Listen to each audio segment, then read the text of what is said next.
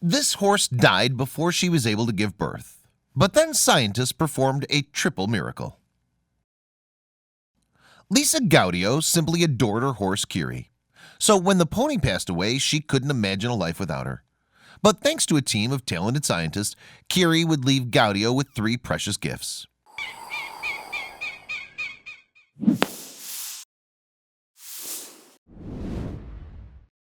Gaudio and her husband, Jim Kasanjan, live on a farm in Chadds Ford, Pennsylvania. Gaudio was a big fan of horses and doted on her equine Kiri. However, the bond between the pair was much deeper than a simple pet and owner relationship. Gaudio had raised Kiri since she was a foal.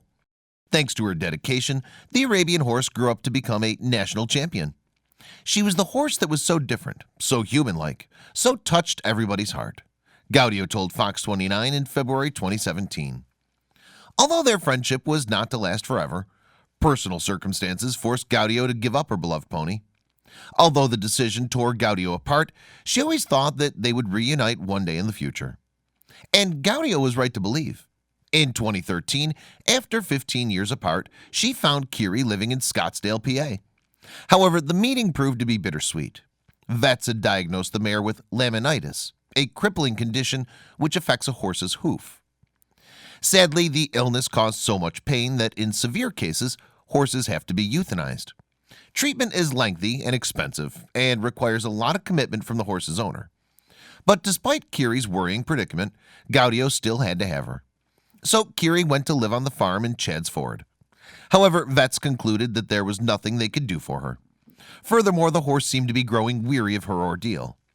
Kiri was a true fighter, Gaudio told Penn Vet Extra in February 2017, but she made it clear to us that she was finally ready to say goodbye.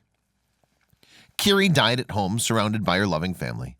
And although she was devastated by her loss, Gaudio was keen to find a way for her horse's legacy to live on.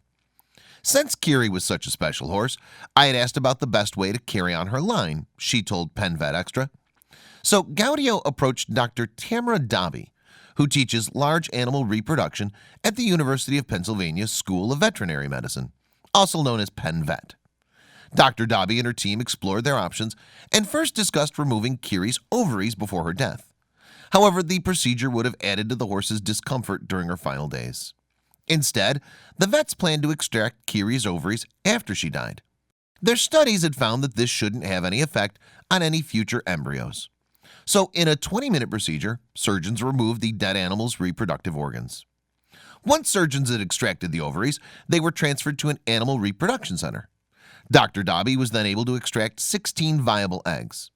Those were then packaged and shipped overnight to Texas A&M University, where they performed in vitro maturation, the procedure where they inject a single sperm cell into each egg, she explained to Fox 29.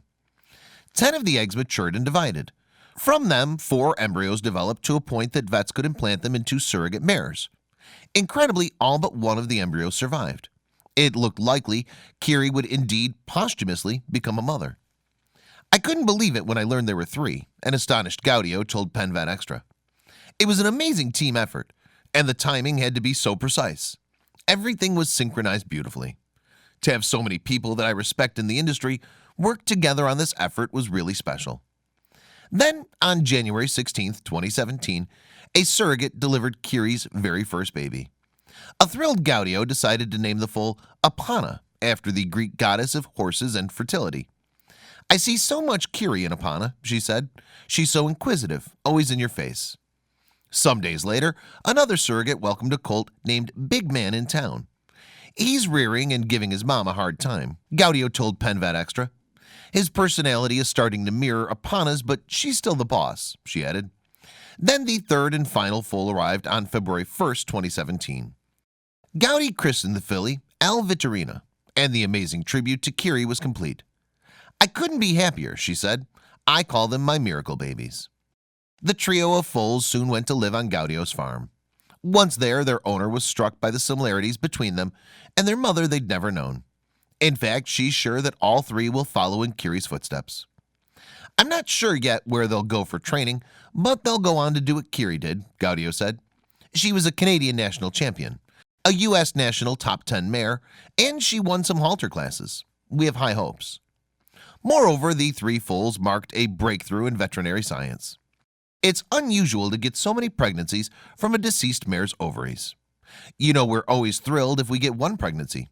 2 would be great. 3 is pretty uncommon, Dr. Dobby revealed to Fox 29. However, it's the gift that scientists have given Gaudio that makes the foal so special. Getting Kiri back was a dream come true. Then we lost her. These miracles were something I could never imagine, she told Fox 29.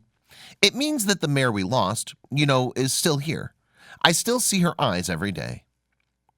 Please don't forget to share this with your friends below.